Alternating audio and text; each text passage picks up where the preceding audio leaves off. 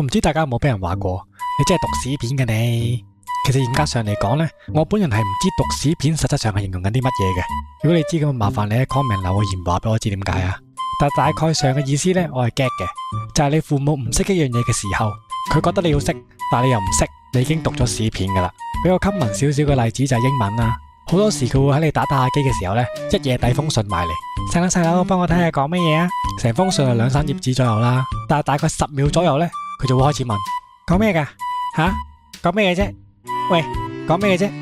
我連 Dear Valuable Customer 都未睇完啊，基本上就一定會聽到讀咗10幾年英文，咁我睇唔明，即係讀屎片嘅你。呢啲我都算數噶啦，因為起碼你真係上過10幾年英文堂啊嘛。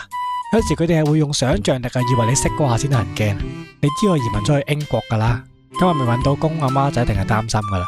有一日晨早流流就打過嚟，把聲興奮到啊，好似發現咗新大陸咁。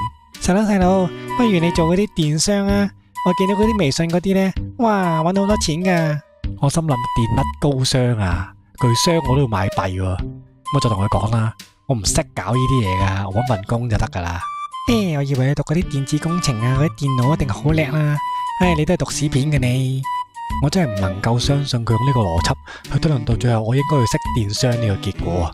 個心臟都已經就快頂唔順噶啦，啲火直情可以煲死一壺水。但係好彩，我係一個有理智而又善良嘅人，我最後尾選擇咗令呢個世界更美好。我應咗佢一句，唔係喎，電子工程學整火箭噶喎，我聽日就返工整火箭噶啦。要休息多啲啊，你都快啲瞓啦，唔好成日睇咁多微信啊，壞腦啊！